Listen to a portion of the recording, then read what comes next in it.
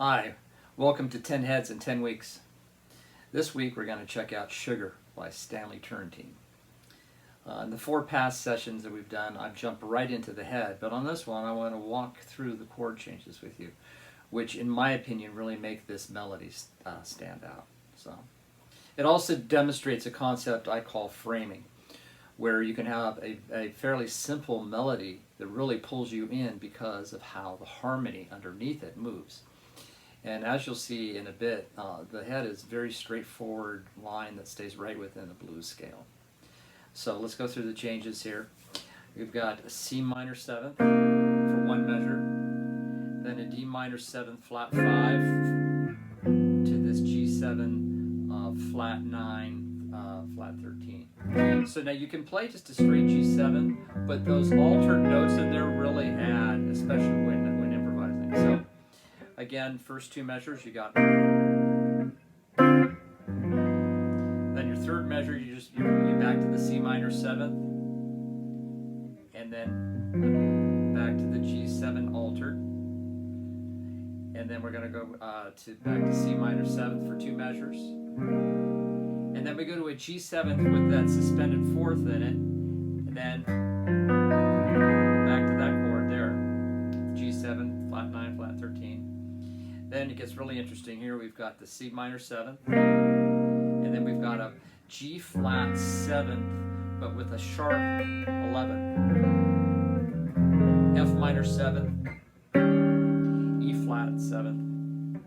Back to that D minor 7th with a flat 5, also called a half diminished. And then back to that altered G7, and then this chord here, A flat 7 with that sharp 11 in there, and then back to the G7 altered. All right, let's hear it all together.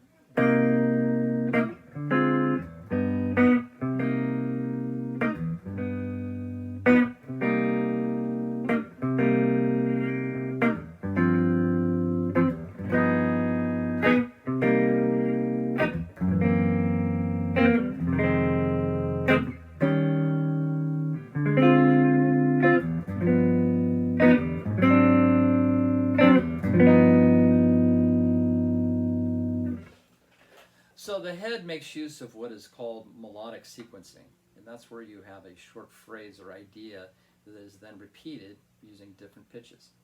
So in this case, you have this general timing of, and then it's moved down through the blues scale. So. To me, the trill that you hear on all those phrases sounds best when it's played between 2 strings as opposed to just hammer-ons and pull-offs on one. So at the beginning we got this.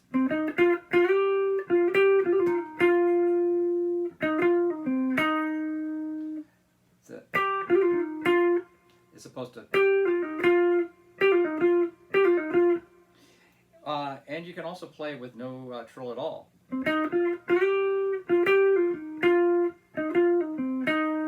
As opposed to... The original melody is played on a horn, and it has a real snap to it, and in order to kind of imitate that on the guitar, I found using it across 2 strings works best. So as the tune progresses, you got... Then it moves up. And as it moves down through the blues scale there, you're going through all the various positions of the pentatonic scale, while staying all the time on the B and G string.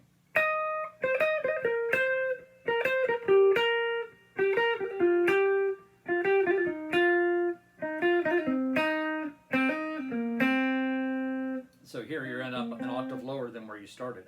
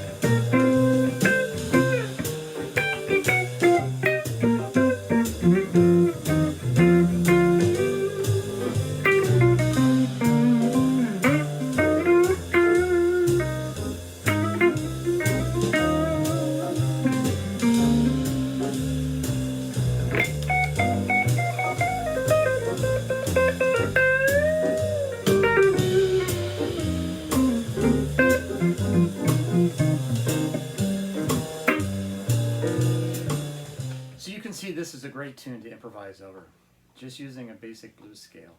And listen to how each pitch sounds with each of the chords, and create your own sequences and move them around as the chords change.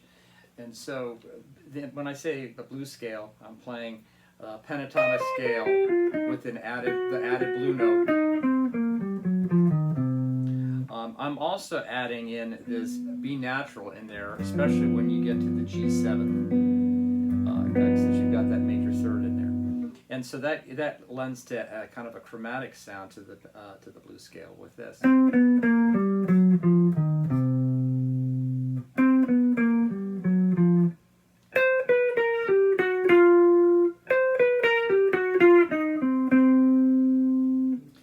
So anyways, first learn the chord progression, then get the head in your head and under your fingers, and then do your own thing with it. So have fun. I'll see you next time. Bye.